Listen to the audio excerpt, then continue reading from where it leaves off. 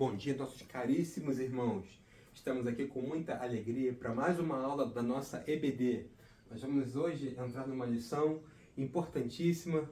Já estamos entrando na 10ª lição de 13 da nossa revista e é um motivo de grande alegria estarmos aqui nessa manhã. A nossa oração é que o Espírito Santo venha iluminar a sua mente, o seu coração, para que no seu espírito você possa entender das coisas espirituais, como vamos falar hoje, para que você possa ter entendimento, para que recebamos revelação da Palavra de Deus, a Palavra de Deus que foi revelada, inspirada, foi canonizada e hoje nós podemos desfrutar dela. Gostaria que todos lembrássemos da nossa revista. Estamos estudando a revista Corpo e Unidade e hoje vamos para a lição de número 10. A defesa do ministério. Lembramos a todos que nós temos a nossa campanha de missões nacionais. A solução é Jesus Cristo. Como foi dito, lição 10, a defesa do ministério. Está na revista, para quem está acompanhando, na página 47. Na revista virtual, em PDF, tem outra paginação, para você também pode acompanhar por ela. O nosso texto base se encontra em 2 Coríntios, do 3:1 ao 4:18. Nós recomendamos e também estimulamos a todos aqueles que quiserem se aprofundar ou ver outras visões sobre essa mesma lição, acompanhar o material da Convenção Batista Fluminense, que se encontra nesses aplicativos, no YouTube, no Spotify, no Deezer, no Google Podcast. Você pode acompanhar todos esses dispositivos, essas ferramentas que nós temos hoje, que estão sendo usadas em prol do ensino da Palavra de Deus. Como falamos, lição 5, a defesa do ministério. E vamos tirar um tempo para nós lermos o nosso texto base, que se encontra em 2 Coríntios 3:1 ao 4:18. Vou ler na minha versão, você acompanhe na sua Bíblia. Porventura começamos outra vez a louvar-nos a nós mesmos? Ou necessitamos, como alguns, de cartas de recomendação para vós ou de recomendação de vós? Vós sois a nossa carta, escrita em nossos corações, conhecida e lida por todos os homens, porque já é manifesto que vós sois a carta de Cristo, ministrada por nós e escrita, não com tinta, mas com o Espírito de Deus vivo, não em tábuas de pedra, mas na tábuas de carne do coração. E é por Cristo que temos tal confiança em Deus. Não que sejamos capazes, por nós, de pensar alguma coisa, como de nós mesmos, mas a nossa capacidade vem de Deus, o qual nos fez também capazes de ser ministros de um novo testamento, não da letra, mas do Espírito, porque a letra mata e o Espírito vivifica.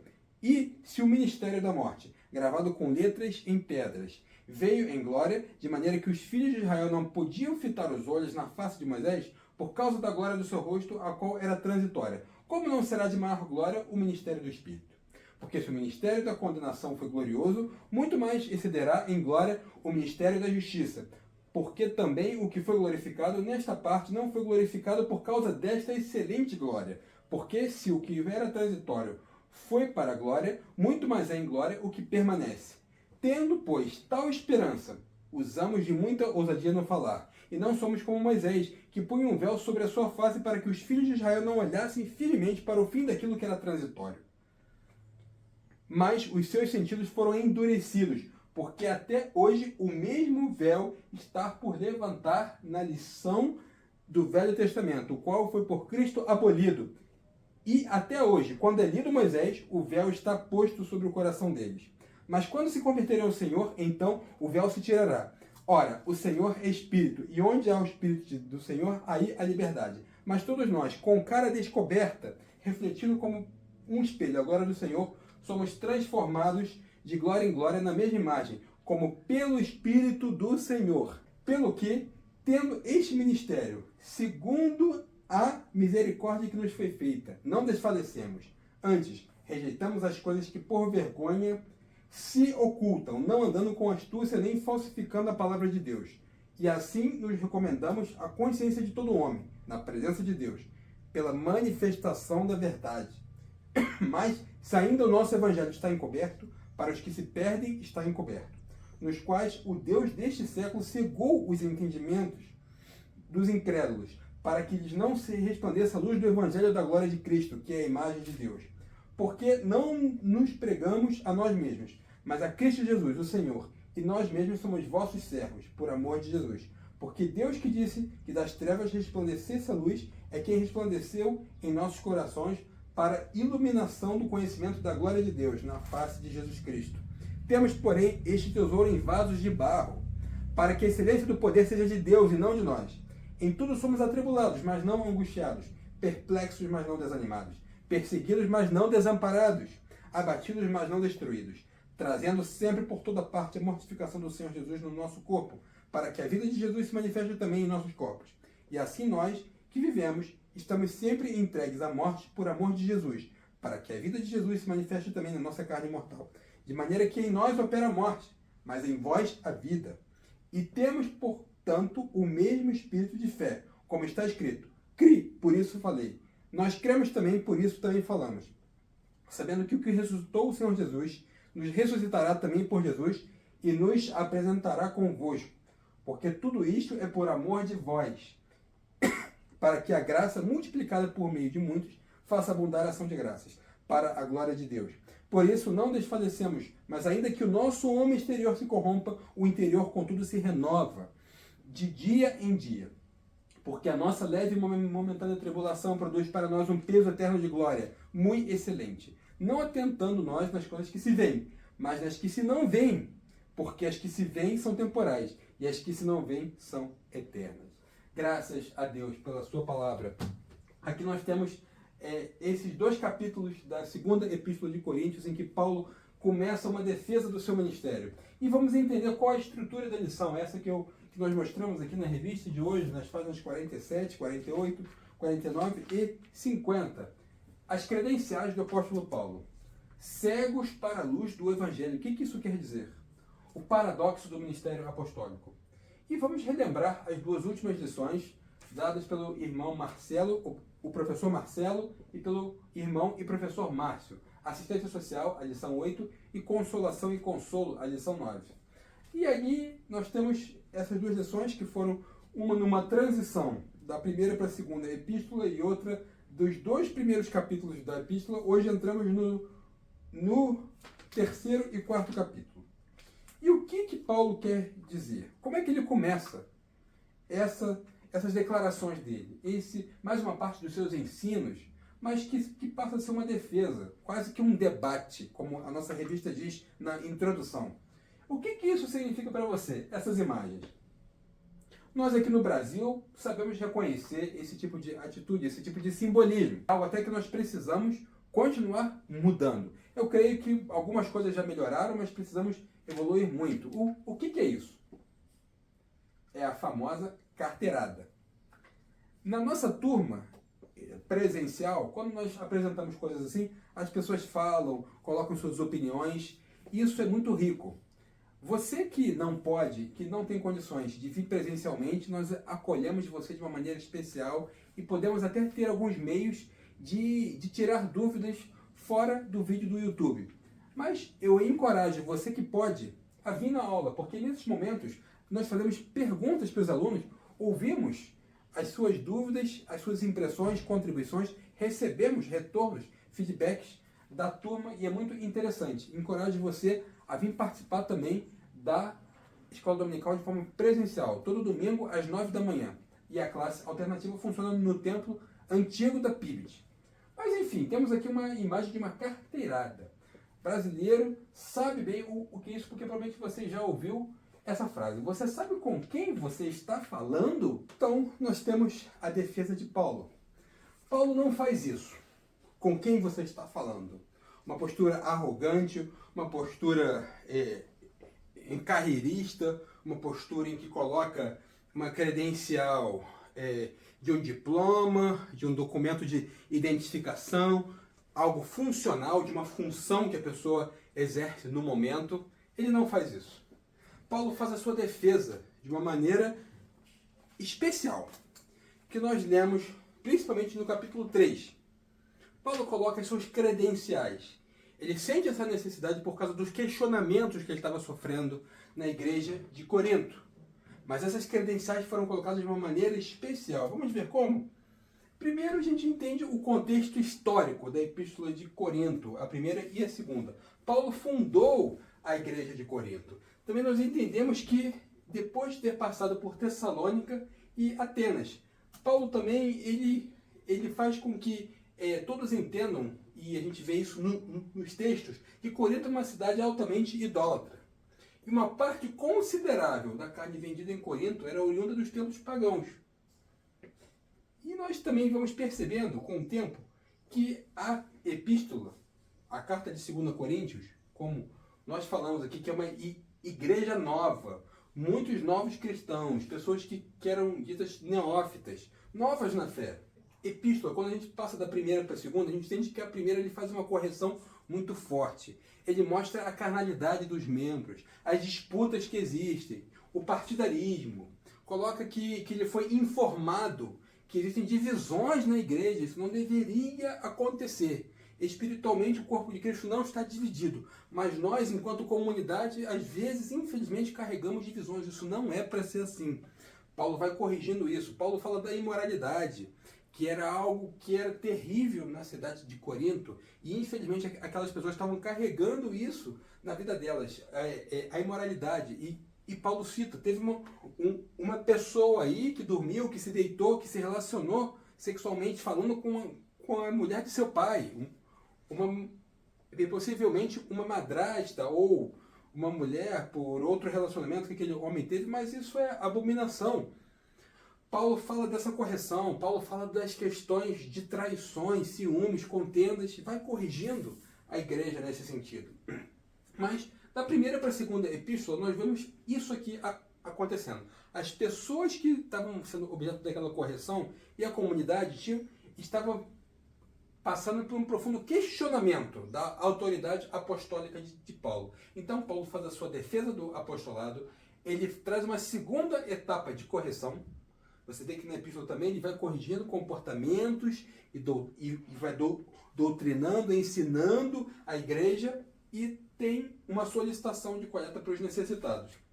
Gostaria de deixar aqui dois textos, que é da primeira e segunda epístola. O nosso objeto hoje é a segunda epístola, a lição extraída da segunda, mas para nós conectarmos duas questões importantes para nós entendermos essa situação. Mas antes disso, como é que Paulo defende o seu apostolado? Ele coloca: eu não preciso de carta de recomendação. Naquela época já existiam cartas de recomendação. As pessoas recomendavam: olha, essa pessoa aqui, ela pode lutar no exército tal, ela está qualificada para assumir tal posto militar, ou então para governantes políticos haviam cartas de recomendação, para questões econômicas, para questões daqueles filósofos gregos, recomendação para as cátedras, para o ensino da filosofia grega. Já existia isso naquela época. E no meio eclesiástico começou a acontecer algo similar. As pessoas recomendavam, como hoje também temos. Você pode recomendar um pastor, um líder para uma determinada comunidade. Então, essas pessoas estavam colocando, a gente pode inferir pelo texto, que de alguma maneira, de alguma exigência ou alguma questão que estavam colocando. Cadê a carta de recomendação de Paulo? Ele tem cartas de recomendação? Tem pessoas que possam referendá-lo? Então Paulo diz: a minha carta, eu não preciso como outros talvez necessitem. A minha carta é essa. Eu não escrevi com tinta, mas eu fui escrito pelo Espírito do Deus vivo.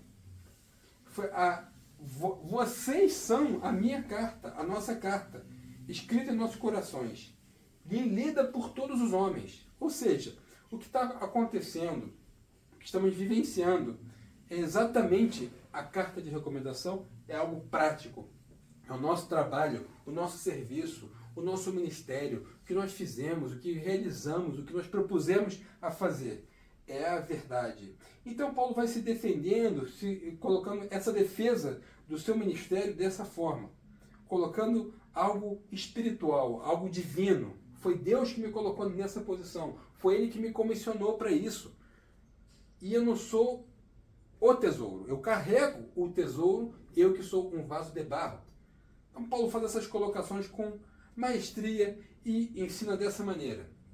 Ele faz essa defesa do mistério, que é até o tema da lição de hoje, falando isso. Mas eu gostaria de também colocar como que as pessoas têm a mente obscurecida pelo pecado, pelas questões carnais, lendo esses 2 versículos das epístolas. A primeira está em 1 Coríntios 2,14. Ora, o homem natural não compreende as coisas do Espírito de Deus, porque lhe parecem loucura, e não pode entendê-las, porque elas se discernem espiritualmente.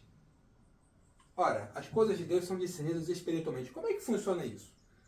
Quer dizer que eu não posso usar o meu intelecto para entender as coisas de Deus?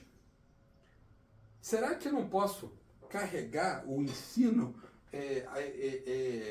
todo o meu entendimento com as minhas emoções também? Eu temperar como eu faço com as outras questões? O Evangelho, a palavra de Deus, ela sim transforma o nosso entendimento, que significa o nosso intelecto. Mas ela traz algo espiritual, que é algo que nós não vemos. A transformação, o novo nascimento é algo espiritual. É algo que nós não podemos ver, não é tangível neste mundo, nessa vida. É algo que acontece de uma maneira sobrenatural. Toda a questão do Evangelho, toda a questão do novo nascimento, todas as questões espirituais, como esse texto coloca muito claramente, são entendidas no Espírito. É algo que Deus faz dentro de nós, nessa porção de nós mesmos que nós não vemos e que é eterna. Ela não é exatamente essa parte material que nós tocamos, que vocês estão vendo aqui, que eu posso bater minhas palmas. É algo tangível, você pode pegar, se você tiver a oportunidade, você pode ver a minha mão, meu braço, meus membros, meus pés, enfim, tudo isso. Isso nós não vemos, isso é algo que Deus faz em nós. E é importante a gente saber ter essa separação. Muitas coisas não são compreendidas totalmente no intelecto. As questões da trindade, da fé, do novo nascimento, do futuro, a fé é algo espiritual, apesar dela trabalhar na nossa mente. Mas por que ela trabalha também na nossa mente? Porque nós estamos nesse mundo e nós precisamos também compreender com a mente. Então isso é gerado no espírito e através da nossa alma, ela é transportada para o que é material, para o que é tangível, para o que a gente tem de linguagem e comunicação com esse mundo. Então, a fé e as coisas espirituais também agem nas coisas naturais, mas elas têm a origem, a essência no espiritual. Isso que é importante entender. Por isso que muitas vezes algumas coisas são ditas, a verdade do Evangelho, da salvação, as pessoas não entendem. Você não consegue fazer uma equação e com isso entrar na cabeça da pessoa. Você pode até fazer com que ela compreenda um raciocínio, mas o novo nascimento não acontece. A iluminação espiritual não acontece. A verdade do Evangelho não age de maneira transformadora nesse caso. É importante entender isso sempre, que as coisas espirituais se discernem, se compreendem espiritualmente. E depois, elas são feitas uma espécie de interface com a nossa mente, com o nosso intelecto, com as nossas emoções. O texto de 2 Coríntios 4, 3 ao 4 diz: mas, se ainda o nosso Evangelho está encoberto, para os que se perdem está encoberto, nos quais o Deus deste século, Deus com letra minúscula, não é o nosso Deus, cegou os entendimentos dos incrédulos, para que lhes não resplandeça a luz do Evangelho da glória de Cristo, que é a imagem de Deus. Outro texto, na segunda epístola, que mostra como que o homem natural, ele nascido no pecado, ele é forjado na queda do homem, no homem caído, ser humano caído, de um mundo caído, um mundo carente da graça, um mundo destituído da glória de Deus, um mundo separado de Deus. Dessa forma, nós nascemos e nós convivemos com o mundo dessa maneira. Então existe como uma espécie de uma venda, um tapa-olho, algo impedindo que a verdade do Evangelho, iluminação, aconteça. E os que já receberam essa iluminação, essa verdade, que já entenderam, que já receberam esse novo nascimento, também precisam disso para o dia a dia. Já aconteceu com você de você estar lendo um texto, de repente aquilo clareia de uma forma especial. Isso é obra do Espírito Santo, te mostrando, te revelando a verdade de uma maneira espiritual. E como eu falei, claro, isso passa pela sua mente também, numa interface que chega aqui. Mas é o próprio Deus e nós necessitamos disso aqui sempre. No ato, no momento da conversão, do novo nascimento, mas também no dia a dia, iluminação do Espírito Santo. Na conversão nascemos de novo. Isso é um dom de Deus. Recebemos o dom do Espírito Santo. A partir do momento que você se converte, passa a morar dentro de você. É um privilégio ter o Espírito Santo morando dentro de você, te guiando à verdade, te levando a toda a verdade, te instruindo, te convencendo do pecado, te mostrando o que você precisa para atingir a santificação. Muitas vezes nós temos uma dificuldade maior de entender, de progredir, e algumas pessoas progredem mais rápido que outras por causa da vida devocional, das decisões, da forma de exercer a piedade no dia a dia, nas disciplinas espirituais, da oração, leitura da palavra de Deus, do jejum, da comunhão. Tudo isso te ajuda a fazer com que esse processo seja catalisado. Mas ele sempre vem de Deus. A Bíblia nos chama de quê? De cooperadores com Ele. Nós temos a nossa parte, sim. O que nós decidimos, o que fazemos no dia a dia, eu escolhi nesse momento estar aqui gravando essa aula. Foi uma decisão minha. É claro que tudo vem dele. Eu não sou nada nem ninguém. Mas você que me ouve, você tem as suas decisões que podem te levar a progredir mais espiritualmente ou até regredir e estagnar. Então é importante entender isso. E você, uma vez recebido o dom do Espírito Santo, as verdades espirituais são compreendidas, entendidas pelo novo homem, pelo ser humano refeito com a mesma natureza de Deus, com a essência de Deus, um ser renascido, regenerado, que está dentro de você, e você vai entendendo as verdades por meio dele, repetindo, tudo é dele, para ele e por ele. Dele vem o querer e o realizar, o querer e o efetuar, como o próprio Paulo fala disso numa outra epístola. Agora eu queria que você olhasse essa imagem aqui. O que é cegueira espiritual? É muito disso que nós falamos. Primeiro, o homem natural que não recebeu a regeneração. Mas também, muita gente que foi regenerada vive, ou na sua vida toda, ou em algumas áreas da sua vida, uma situação de cegueira espiritual. Que é o não abrir-se para que o Espírito Santo te conduza a essa verdade que vai te libertando no dia a dia, que vai te conduzindo ao processo de santificação. Paulo diz numa outra epístola, acolhei a palavra de voz implantada que é poderosa para salvar a vossa alma. Ué, mas eu já não fui salvo? Esse salvo que ele diz é a alma, é o que nós estamos vivendo na nossa mente, vontade e emoções. É o que a gente está fazendo nesse processo de santificação. Essa cegueira espiritual que nós devemos combater, nós devemos permitir, nos entregar tanto ao Senhor para que permitamos com que Ele retire as vendas, as escamas dos nossos olhos, assim como num dia caiu nos olhos de Paulo. Aí essa imagem te lembra do quê? Certamente é extraída de um filme da história de Jesus. Temos aqui a imagem de um cego sendo curado. Por isso que eu te encorajo, nessa manhã ou nesse horário em que você está vendo esse vídeo, peça ao Senhor que cure seus olhos, que te leve à verdade, que te livre da cegueira espiritual. Não importa de que forma, de que maneira essa cegueira está afetando a sua vida. Pode ser demais, pode ser em praticamente tudo, pode ser num ponto específico, pode ser em alguns pontos específicos, pode ser de alguma forma, de alguma situação em que você precise dessa iluminação. Mas peça ao Senhor que faça isso pela sua vida. Ele tem todo o poder. Ele é o Senhor que ilumina. Ele é o Senhor que te leva à verdade. A pessoa de Jesus Cristo na sua vida, um relacionamento pessoal com Ele, uma intimidade com Deus Pai e o caminhar junto com o Espírito Santo. É isso que nós cremos e nós vivenciamos e graças a Deus por isso. E nós queremos avançar nessa questão também colocando os papéis da Trindade na salvação. Pai, Filho, isso está nos questionamentos da revista. Você pode ver na página 50. No Para Pensar e Agir. Mas queria colocar aqui de uma maneira didática os papéis da Trindade na salvação. Pai, Filho e Espírito Santo são iguais em poder, glória e majestade. É importante nós frisarmos bem isso. Algumas pessoas confundem essa questão. Eu me lembro quando eu era muito novo, muito jovem, muito tenro, e eu lia a Bíblia sozinho, eu às vezes tinha uma impressão de que existia uma hierarquia. E ela existe mesmo, mas que é uma hierarquia de essência, uma hierarquia de condição. E isso não existe.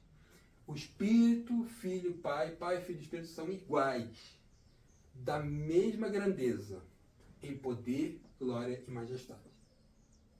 Algumas seitas apregoam que Jesus é inferior ao Pai, que Jesus não é digno de ser adorado. Algumas seitas apregoam que o Espírito Santo é uma força, é uma energia, é um fluido. Isso não tem base nas Escrituras. As Escrituras colocam com clareza o tamanho, a magnitude das três pessoas da Trindade. Uma manifestação tríplice de um Deus uno, de um Deus único, mas que se manifesta dessas três maneiras e que exerce a função e a pessoalidade nessas três situações, nessas três condições. Mas nós temos uma hierarquia no processo de salvação.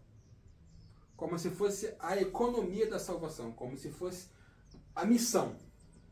Na salvação, o Pai envia o Filho, que envia o Espírito Santo. Por isso que a gente tem essa impressão, essa situação, essa posição de que talvez exista uma relação hierárquica. E quem envia é maior do que o que foi enviado. Existe uma posição de autoridade, existe um ordenamento.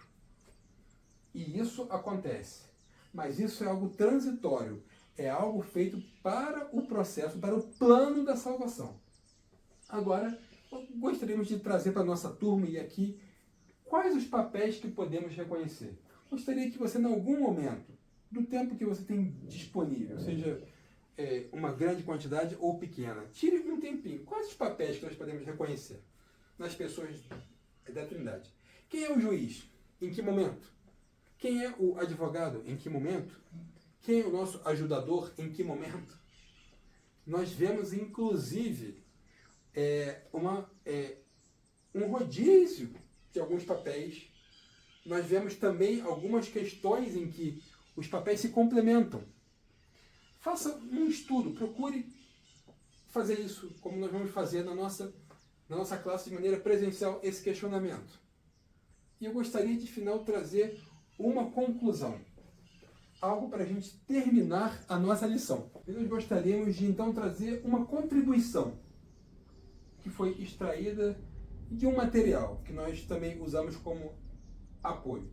Sofrer pela causa do Senhor. Essa é a grande lição que tiramos desta epístola. Provavelmente a segunda epístola aos Coríntios foi escrita cerca de 1 ano depois da primeira. Seu conteúdo está intimamente relacionado com o da primeira epístola. Aqui comenta-se particularmente a maneira como foi recebida a carta que Paulo escrevera anteriormente.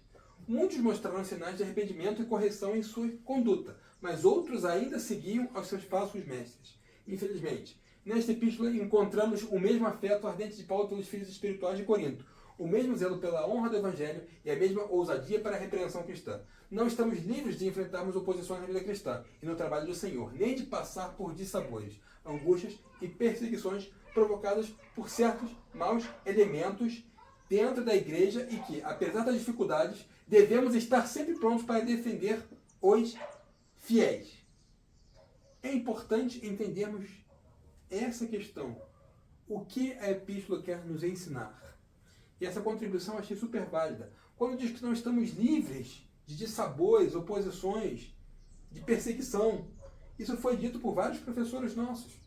Na lição passada foi dito pelo professor Márcio.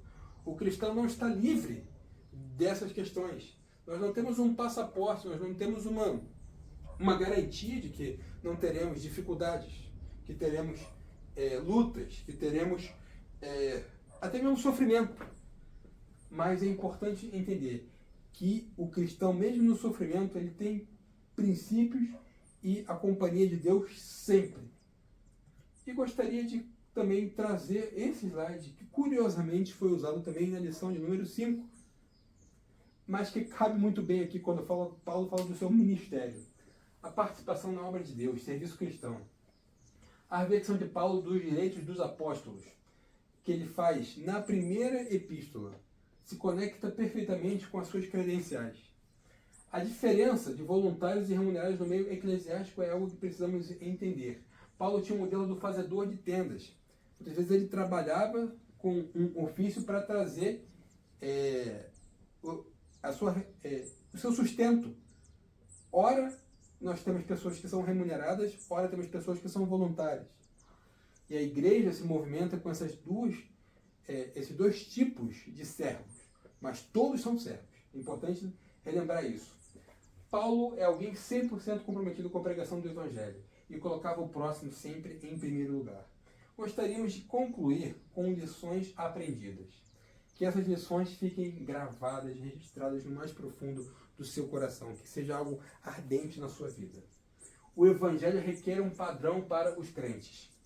Não é legalismo, não é formatação de que tem que ser todo mundo desse jeito, desse jeitinho aqui, ou então que a gente precisa seguir um manual.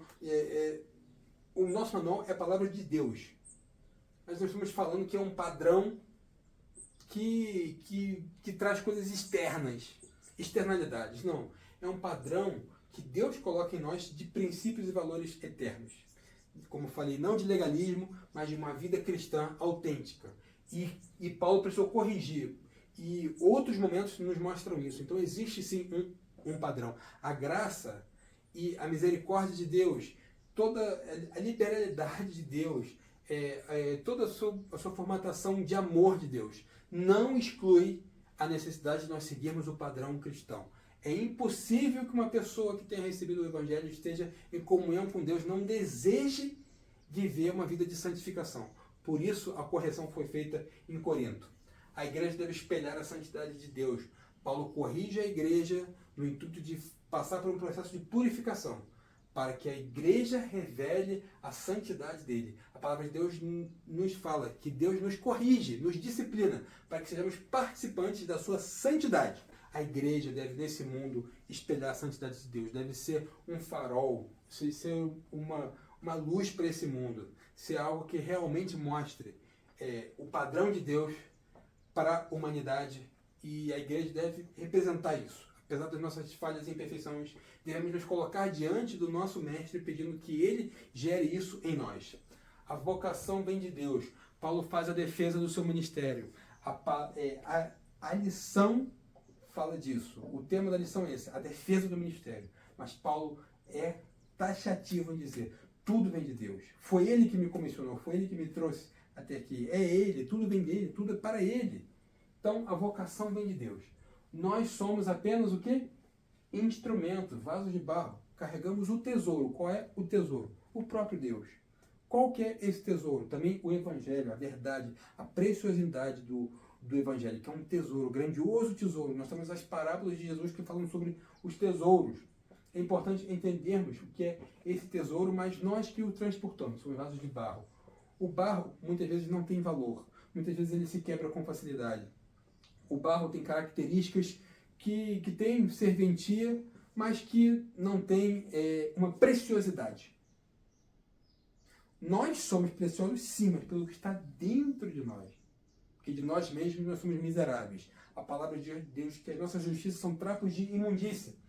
Então, nós somos vasos de barro. Sempre lembrar isso, nós somos meros instrumentos. Se algo formidável, maravilhoso acontece, seja na área da pregação da palavra, na área musical, na área de ação social, na plantação de igrejas, na conversão de vidas, coisas extraordinárias acontecem. Dê toda a glória a Deus, o crédito é todo dele. O Espírito Santo nos conduz à claridade espiritual. Como nós falamos da cegueira espiritual, o que ele deseja nos levar a uma vida na luz, em que a claridade do Evangelho se manifeste e traga a revelação de verdade de quem Deus é e o seu plano para a humanidade. A nossa tribulação é leve e momentânea. Paulo encerra o capítulo 4 falando isso. Nossa leve e momentânea tribulação produzirá eterno peso de glória. Sabe o que é leve e momentânea tribulação de Paulo?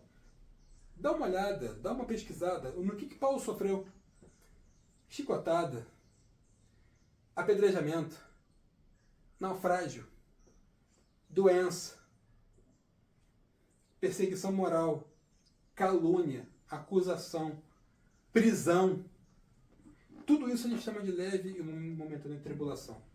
Diz, olha, comparado com a eternidade, o que vai produzir o peso de glória na eternidade, isso não é nada. O que é 10 anos de sofrimento, olha, eu olho para, será que eu consigo? Será que eu tenho? Será que eu estou preparado para isso? O que são 10 anos, 20 anos de sofrimento diante de uma eternidade que não se contam os anos, não se mensura o tempo. Nossa racionalidade não consegue entender plenamente o que é a eternidade, o que é o infinito. A gente até entende um pouco do conceito do infinito, que é o que nunca acaba, mas quando a gente tenta imaginar o infinito, pensar, tocar, tornar algo concreto, tangível, o infinito, o eterno, a gente não consegue. A limitação humana não permite que a gente entenda com perfeição isso. E Paulo chama de leve e momentânea tribulação, porque a visão dele estava no eterno, não no agora. O agora, ele dizia que é para pregação do evangelho, é para avanço do reino de Deus. Ele não se importava com o sofrimento. Ele não desejava o sofrimento. Ninguém tem que ser masoquista ao abraçar o reino de Deus, mas sim entender que nós temos algo muito maior, algo muito mais duradouro do que o que acontece aqui de uma maneira efêmera, passageira. Não atentando nas coisas que se veem, mas as que não veem, porque as que se veem são temporais, mas as que se não veem são eternas. Glória a Deus. Queria então, novamente, incentivar você a vir participar conosco, aos que puderem, a lembrar da campanha de missões nacionais e que isso possa fazer a diferença na sua vida. Senhor, nós te pedimos que tudo que foi dito aqui, Senhor, possa ser gerado, possa ser iluminado pelo Espírito Santo. Como nós mesmos dissemos que só o Senhor pode iluminar mentes, corações e trazer aos Espíritos a revelação da tua verdade. Que isso seja feito na vida de cada um. Que o Senhor se manifeste poderosamente. Que essas verdades tragam uma iluminação a cada vida que se dispôs a assistir esse vídeo. Que assim seja na vida de cada um. Que te pedimos em nome de Jesus. Amém. É uma satisfação participar com você e que venham outras lições. Que Deus abençoe a sua semana.